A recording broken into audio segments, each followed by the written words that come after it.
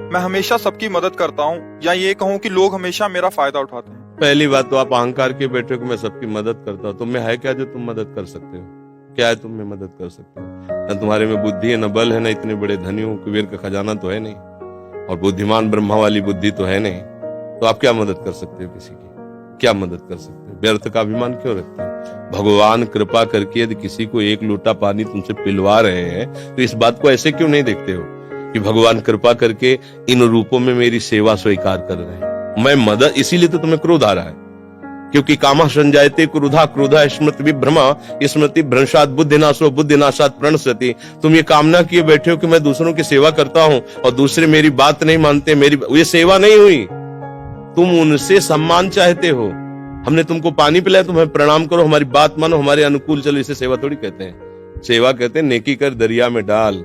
सेवा कर दी, अब तुम गाली भी दोगे तो हमें स्वीकार है। तुमने जल पी लिया, आनंद से तुम मस्त रहो, हमें गाली दोगे कोई परेशानी नहीं। इसे कहते सेवा। सेवा करके सामने वाले को झुकाने की बात आना, उसे सेवा नहीं कहते। पहली बात, गलत हो आप, तभी आपके अंदर क्रोध आता है। यदि आप गलत नहीं होगे तो आपके अंदर क्रोध नहीं आएगा। कामा संजायते क्रोधा, कामना है तभी क्रोध का प्रादुर्भाव होता है। क्या कामना है? कि हमने तुम्हारा सहयोग किया, हमने तुम्हारा हित किया और तुम हमारा बुरा करते हो तो क्रोध आ जाएगा। अगर तुम हित कर रहे हो तो तुम्हारा बुरा कौन कर सकता है त्रिभुवन में? किसी की ताकत नहीं। हमारा कर्म ही बुरा हमारे सामने आता है। जैसे हम अभी वर्तमान में वो पाप नहीं किए जिसमें हमारे ऊपर ब्लेम लगाया गया है। इस समय तुम बिल्कुल निर्दोष हो, लेकिन वो दोष जो तुमने गुप्त रूप से किया तुम्हें बख्शेगा नहीं। तुम लाख जगह रो, लाख जगह तुम प्रार्थना करो, वो तुम्हें दंड दे के रहेगा। कर्म बड़ा बलवान होता है। तो पहली बात तो ये छोड़ो कि आप किसी का हित करते हो। बात ये सोचो कि भगवान कृपा करके हमसे हित करा रहे हैं, और किसका? वही इन रूपों में आ रहे हैं। आप उनको मनुष्य समझकर, अपने को बड़ा समझकर, फिर दोष हो जाएगा। शास्त्र की बात मानो। भगवान कह रहे हैं मैत्रः करुण एव च, लेकिन निर्ममो निरहंकारा। सबसे मित्रवत व्यवहार करो, ममता न करो, सबको सुख प्रदान करो, लेकिन अहंकार न करो। ये अहंकार ही तो क्रोध रूप में परिणित हो रहा है भैया। दोष को खुद पकड़े हुए हो, दूसरों पे दोष देखते हो, कैसे सुधार होगा? बात सुनो, यहाँ मुंह छुपरी बात नहीं होगी।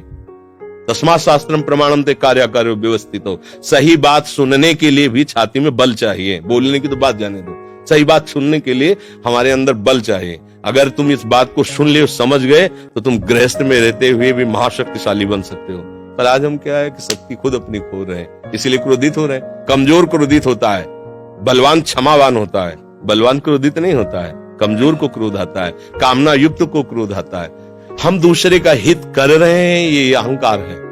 हम एक यंत्र हैं, भगवान यंत्री हैं, वो जैसा हमसे करवा रहे वैसा हो रहा है। हमें ये भावना रखनी है, हम करने लायक हैं। एक श्वास भी नहीं ले सकते इस तरह में, ऐसे भी नहीं कर सकते। अगर वहां से ऑफ हो जाए तो तुम एक श्वास नहीं ले सकते, फिर क्या होगा? एक कदम नहीं चल सकते, फिर क्या होगा? तो बात समझिए, आपसे जो करवाया जा रहा है वो प्रभु श्री हरि कर रहे हैं। इसी भाव से जब हम चलेंगे तो हमारे कभी गुस्सा नहीं आएगा, कभी गुस्सा नहीं आएगा। आप समझ पा रहे हैं?